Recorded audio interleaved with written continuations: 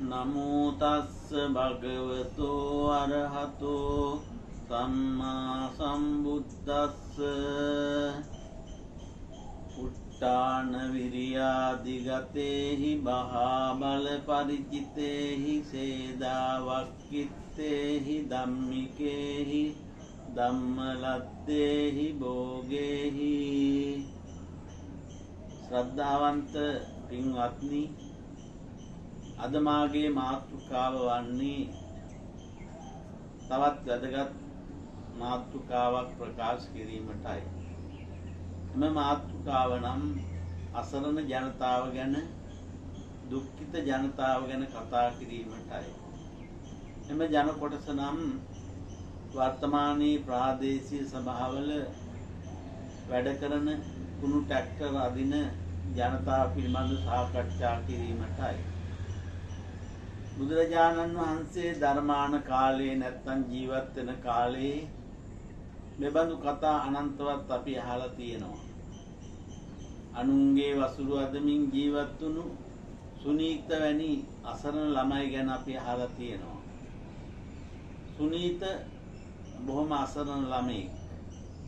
කුඩා කාලයේදී ජීවිකාව හැටියට යොදා ගන්න සිදු වුණේ අනුන්ගේ වසුරු ඇදමින් ජීවත් වීමයි. අනුන්ගේ වසුරු ඇදමින් ජීවත් වුණු සුනීත එක් දවසක් බුදුරජාණන් වහන්සේ හමු වෙච්ච උදෑසන බුදුරජාණන් වහන්සේ හමු වෙච්ච අවස්ථාවේදී කානුවට බහැලා වසුරු කඩ පැත්තකින් තියලා මැදගෙන හිටියා.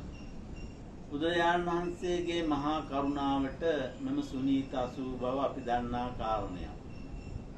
උන්වහන්සේ ඔහුට මහානකම ලබා දී පැවිදිකම ලබා දී එම දුක්ඛිත තත්වයෙන් අත් මිදෙව්වා. ඒ වගේම රජ්ජුමාලා වැනි කාන්තාවන් තමන්ගේ ස්වාමි දියණියගෙන් වේදනාවට පත් වෙලා පහර කෑමට ලක් වෙලා අන්තිමට බුදුරජාණන් වහන්සේ සරණ ගොස් ශාසනයේ පැවිදිව ලබාගෙන රහත් භාවයට පත් වුණා. එබැවින් පින්වත්නි, ජාතක කතාවල මෙබඳු කතා ගොඩාක් දකින්න ලැබෙනවා. ඒ වගේම ධම්මපදයේ විවිධ කතාවල, විවිධ නිදාන කතාවල මෙබඳු කතා දකින්න ලැබෙනවා. අසරණ වෙච්ච අයට පිහිට වූ ආකාරය බුදුරජාණන් වහන්සේ පෙන්වලා දෙනවා. එදා සිඟාල ගෘහපතියාට දැසි දස්සන්ට සලකන ආකාරය සඳහන් වෙනවා. කුඩා දරුවන් කාන්තාවන් ගැන ත්‍රිපිටකයේ සඳහන් වෙනවා.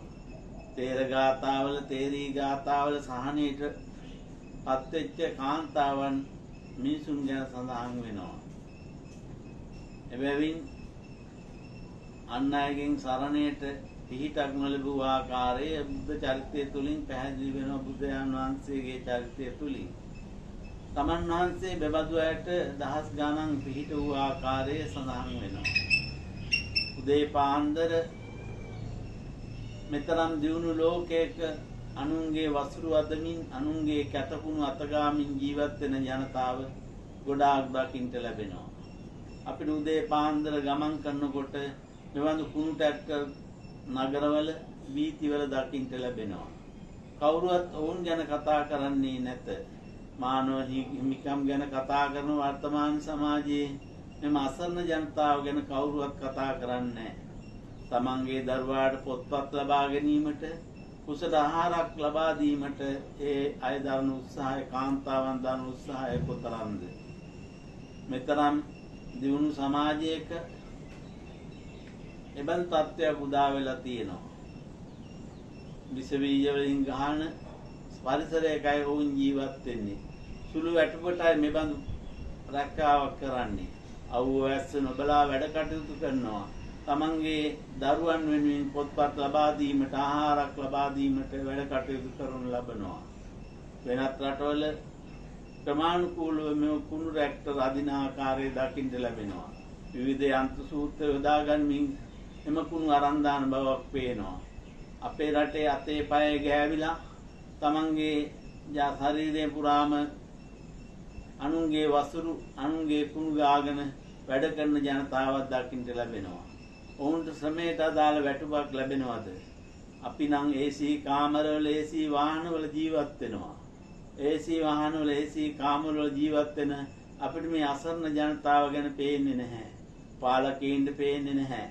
කවදාද අපිට මේවා පේන්නේ? අනාගතේ මෙබඳු තත්ත්වයක් උදා වෙනවා ඇති කියලා අපි අපේක්ෂා කරනු ලබනවා. ආගමික නායකයින්ට පුළුවන්කම තියෙනවා මේවා නතර කරන්න. අපිට පුළුවන් ද මෙබඳු තත්ත්වයකට සමාජයට වැඩ කරන්න? ගිනියම් අවුවේ මහ වරුසාවේ දෙවියෝ වැඩ ඉන්නේ කියලා පාඨවල සඳහන් වෙනවා, අපි ගායනා කරනවා. එබැවින් මෙබඳු අසන්න ජනතාවට පිහිටවන හැටි මතක් කරමින් ආරෝග්‍ය පරමාලාභ